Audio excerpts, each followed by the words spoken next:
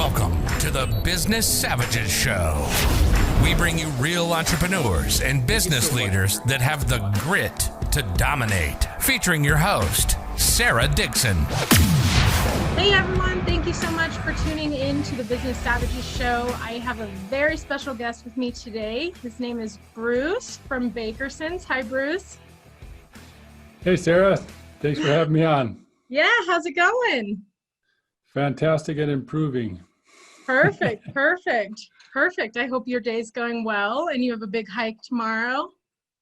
Oh yeah, things are great. I'm looking forward to the hike in the Grand Canyon. 3 days unplugged. Nice. That'll be awesome. I'm glad I can show you off. Okay, so I want to start with an icebreaker question just to get to, know you a little bit more. So you're an avid biker. So if you were to choose anywhere in the world to bike some intense trails, where would it be and why? Yeah, and actually it's I've learned to call it a cyclist. I'm an avid cyclist, so I'm not confused with the Harley riders, right? So yeah. I've had motorcycles too, but I'm an avid cyclist, mountain biking primarily. Mm-hmm. And my dream place to go would be Chile. Ooh, nice. And because it's very far away and the territory is very, very rugged, and they have just a very long strip of seashore. I don't know how they negotiated that, but that's a fascinating country. Yeah, absolutely. And have you ever biked the Grand Canyon or cycled the Grand Canyon? I have not. I've not done the Grand Canyon. I've been in Sedona. I've been in parts of Colorado, Idaho, Utah, and Montana, but have not. Wow. I don't know if there are many bike trails, if any, in the Grand Canyon. It might be limited to your feet. I don't know, but I have hiked it. It's my second time on the back. We're on the back country, where you have to have a permit, and there's very few people, and we have to bring our water and food with us, and so it's quite the adventure. Wow. I've only known one other person that has hiked the Grand Canyon like that before. Not myself. Well, get busy. It's a lot of fun. I know. I'm going to have to hike some trails before I do that, really get my cardio in before I even attempt to do that. Okay, so I want to talk about Bakerson and how you got started and a little bit about your background. Okay, now I'm going to go relatively quickly on this. It could be a very long story, but I'll go fast, so hopefully people will listen fast. I formed the company Bakerson in 2002, and I'll get to that in a moment, but I tell people I'm an SOB. I'm a son of a baker. Mm-hmm. And my family had a bakery business in Minneapolis, St. Paul area. Started by my grandfather in the 40s, and I started there when I was 11, worked alongside my dad, and worked there 15 years, doing many different parts of the business, everything from the cake department to baking, production, oven, mixing, working in the store, deliveries, doing the internal logistics of transferring a product between bakeries. And so I did all those things, and it wasn't really finding my passion. And so then I pursued other things, did headhunting, executive recruiting for 4 years, did really well in that, 2 years in Minneapolis, 2 years in Chicago area. And then moved to Arizona, worked for a medical device company. Sales didn't go like I wanted them, mm-hmm. to the level that I took a huge pay cut in essence. And I said, well, I got to try something different. Started a drug education business, broke even after 1 year. Wow. And then I started with a friend named Gary, and he was buying properties for pennies on the dollar, literally pennies on the dollar through tax lien foreclosures. And I said, wow, that's a fascinating business. So I started working for him as a minority partner. And he trained me how to research, how to dig into public records and get good deals on real estate. And he was leaving a lot of money on the table. And I had read the book, Rich Dad, Poor Dad. Mm-hmm. And I said, okay, I can do this. So then I asked him, I said, hey, Gary, the properties that you're not getting, what if I bought them? He said, you can do whatever you want with them. So I picked up 3 houses, a triplex and a duplex, and got into real estate that way. But then in 2002, I wanted to go full-time. I was working with Gary and doing my part-time real estate, and I wanted full-time in the business. Jack Martin was a general contractor. He wanted to go full-time in real estate. So we sat down on the back of a napkin, which I still have today. We put out a business plan. And so then when when we were deciding how do we have a name, well, his dad worked with my dad at my grandfather's bakery in the 60s. Oh, So our family yeah. connection goes back a generation. And when I was driving down the 51, I said, I called him up. I said, Jack, I got a name for our business. He said, what's that? I said, Bakerson. He said, man, that really ticks me off. I said, what? He says, I wish I would have thought of it first. So then we were business partners for 14 years and Wow. got along very well. And we found out we had a slight different vision, but we didn't notice it, but had set our plan. And then after a few years, we found out we were like, Jack, what are you doing over there? I'm over here doing this. He said, no, we wanted to do this. We sat down and found out that our vision was off just a couple degrees, but over time it became a gulf. And we said, you know what? Well, you do your thing, I'll do my thing, and we'll just go our own ways. And we parted as friends. We're still very good friends. I see him, Right. talk to him every week. So very, very blessed to have that. So that's how I got into what I'm doing today in real estate. And then within real estate, we don't want to go too deep, but I can explain all that we've done in that at some point if you wanted. But that's how we got into real estate and got into Bakerson. That's awesome. That's awesome. So is he running his own company too now, or? Yes, he's doing mobile homes. Oh, Mobile okay. home parks, doing mobile home parks, and he owns and manages those. And I'm doing multifamily apartment buildings. Mm-hmm. Or together, So- it says we'll talk about later. Yeah, yeah.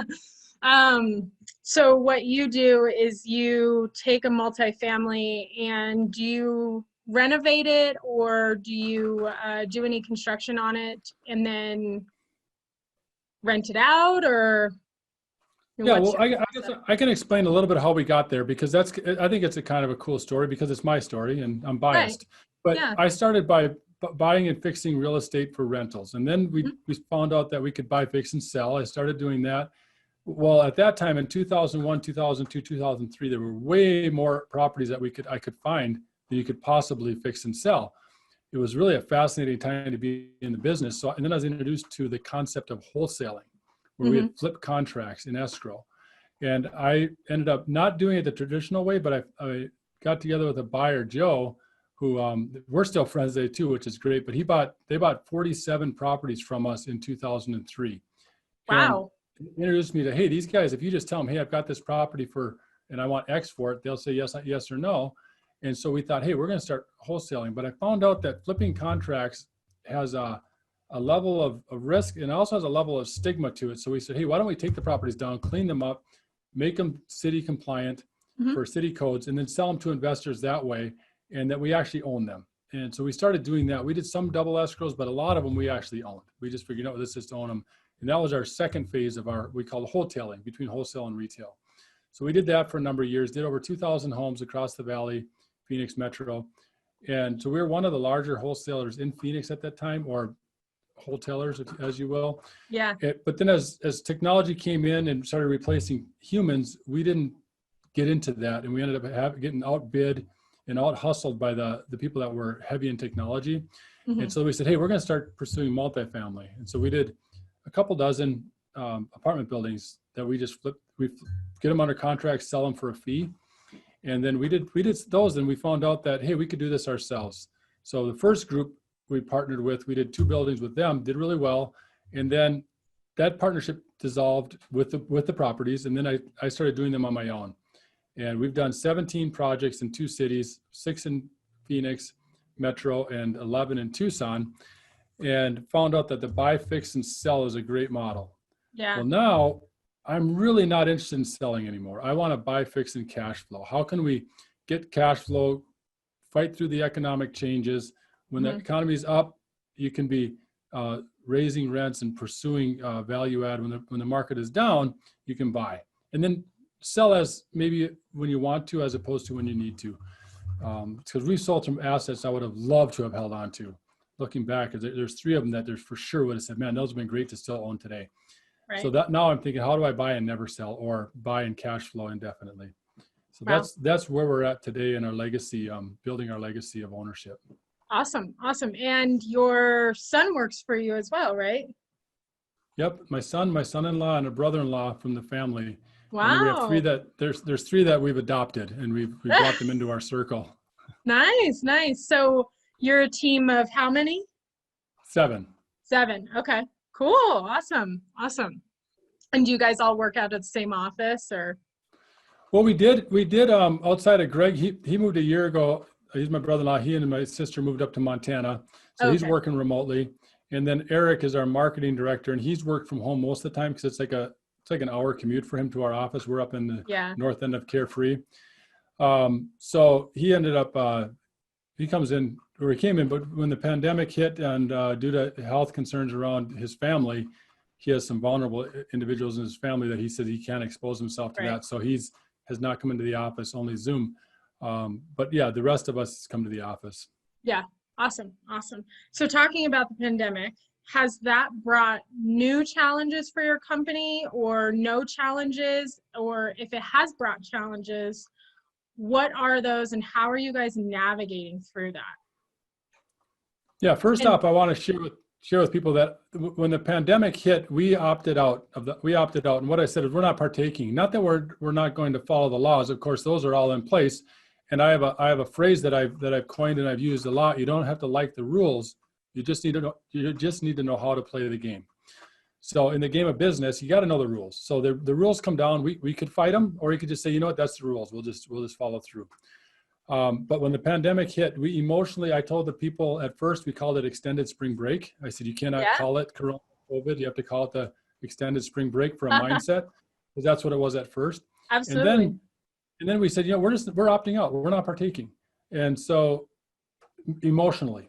Yeah. And so since then I've shut off the news. I've deleted my social media outside of LinkedIn, and I'm not interested in other people's couch potato positions on where we're at with this. I'm interested in what the reality and the data shorts and the shows, and the data does not support the hype.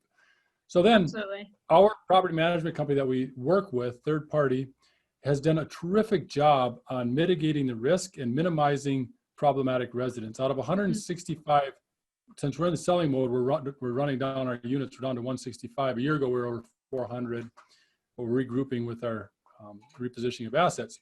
But out of the ones that are left, there's only one person that has milked the system and still continues to not pay and not get evicted. So we have done really, really well on our collections. We're at 100%. The only challenge we have seen that is a true challenge is in this game of life, in this game of banking and investing, the banks of our buyers have been moving the goalposts mid-game, and they're playing what I call Kelvin ball for Kelvin and Hobbes fans. The rules change on every play. So that's been a challenge for our buyers. Yeah. But so that's a challenge for us as well. We had a property that was in escrow for 9 months. Wow. Multiple.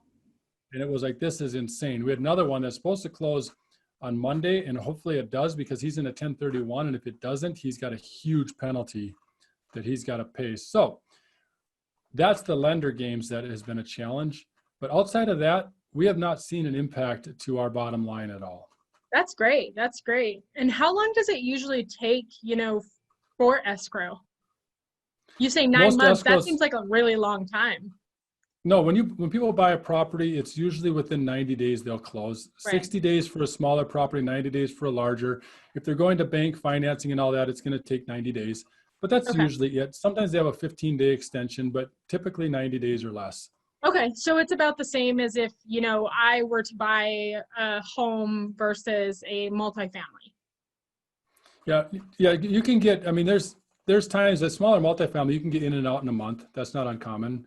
Or desperate sellers can get in and out in a month. Our fastest close was a 120 unit building we closed on in 21 days, which was absolute. That was our second project, and it was so much fun. I'd like to repeat it, but we haven't found people that desperate to sell in this market. Yeah. They've been able to weather the storm, but it's not we're in a rising market, not a crashing market. So it's right. People have multiple exit strategies. Yeah, absolutely. So I think this is so cool. And I told you before about this, that I thought it was so cool, but you don't call apartments. You call them togetherments. So I want to dive into that a little bit and how you got that name, and what it represents for you and your company's values. Okay, our passion in our business is serving the underserved, And our focus is the permanent resident, one who may never own a home would like to live in one. So those are two of the 5 pillars of our business that we work on. Everything goes through those pillars and make sure that we have a sound foundation of focus on the resident. And I'm a wordsmith. I love words. Words mean things. Yeah, absolutely. And people say things, I'm like, oh, that meant something. What did they mean? And I like deep words. Well, the word apartment to me is divisive. It's apart. Right. So Yeah. And so that's why I call it a togetherment. And what I did is I created my own fictional definition. I had these hanging on the wall in our.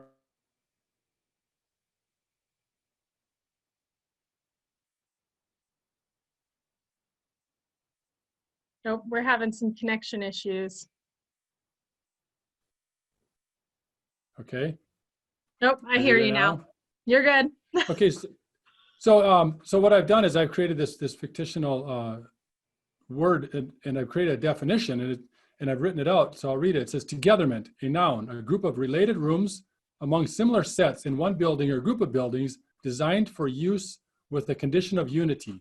Number 2, a community containing or made up of such buildings. And then I have a second definition of togetherment, which is a noun, a group of individuals sharing a vision and working within a group or multiple groups with a purpose and a condition of unity. And then togetherment is a business containing or made up of such individuals. I love it. I love it.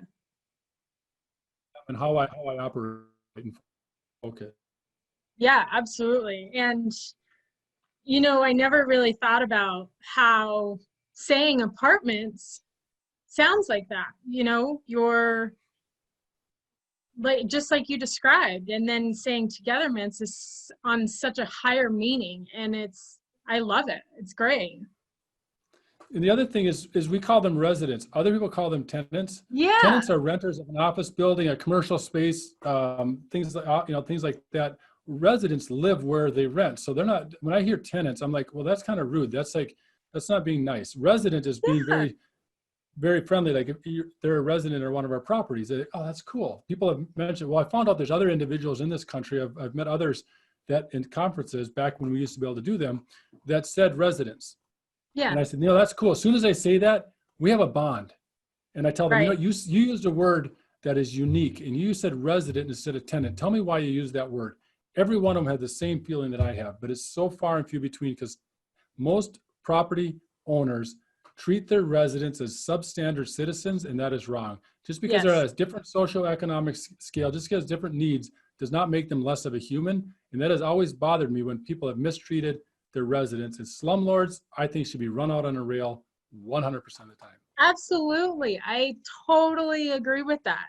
And being a resident myself, I absolutely agree with that. And I wish more people would think that way.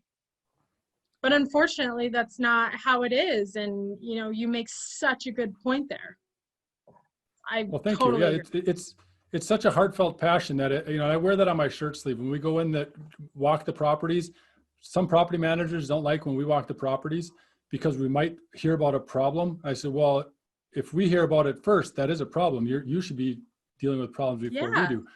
And when people find out we're the owners, we show up in our hiking shoes, shorts, and polo shirts, and if the owner that we visit, they say, man, this is great. The previous owner was like, he was full of himself or treated us rude or whatever. And I'm like, no, I refuse to do that because they are our customers. Quick math equation for you.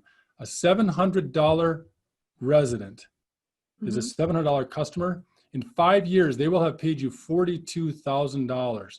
Absolutely. Why not treat those people with dignity? Money aside, I just realized they are actually the customer. That's who our customer is. You take care of the resident takes care of the community takes care of the entity that owns it, which takes care of the investors and the owners. That's how it works. If you do it backwards, you have a foundation which crumbles. Yeah, absolutely. I love that. It's so true. So true. And, that's such a great value and, identity for your business to have, because you have this brand and you know, your identity and your values and your mission and your personality behind that brand is so much more appealing and family-like and community-like with that. And that's great. So I love that. Thank you. Thank you. Love that. So before we close, what advice can you give to others just starting out that are aspiring to build a company in the real estate investing space? Well, as I mentioned earlier, words mean things. So I will not offer advice because advice comes with responsibility, but I will offer my opinion, and you can do with it what you want. And then you're responsible for the outcome.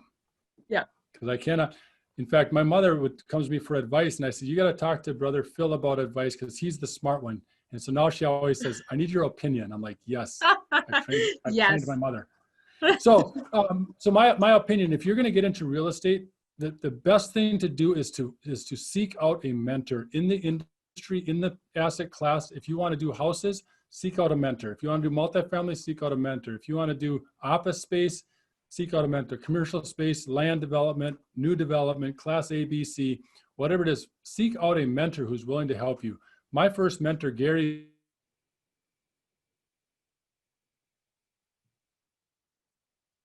in-depth research. And so that's what I would recommend. And it looked like we froze there for a moment. Yeah, we did. I can hear you now, though. Did you hear? Yeah, you're. So anyway, that's my advice. Is seek out a, what's that? Oh, no, you're good. Keep talking.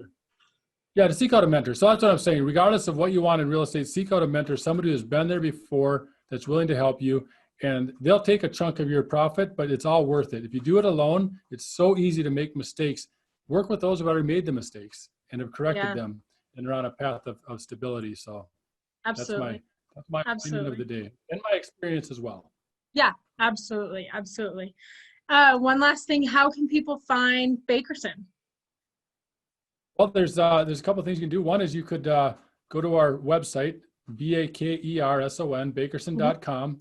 You could email me, Bruce@Bakerson.com, and you could call or text me at 520-808-9111. That's 520-808-9111. And I'm willing to answer questions and help people and give them some direction on what we've done and what our experiences have been. Perfect. And you mentioned podcasts. Do you have any upcoming podcasts that people can listen to, or any recent ones that we can share with people? All of my podcasts have been as a guest. I've done over 30 in the last. Once they're released, they're on our website under the media. Perfect. Perfect. Awesome. Awesome. A lot of fun and a lot of excitement. And then also, he has the cat raiser. So seek him out on iTunes, and you can find him there. But the Capital Raiser show is Ruben Greth, and he's with Bakerson, and he has his own podcast, and he does a terrific job on raising capital for real estate. Perfect. Perfect. Awesome. Thank you so much. I really appreciate it. And thank you for everyone tuning in.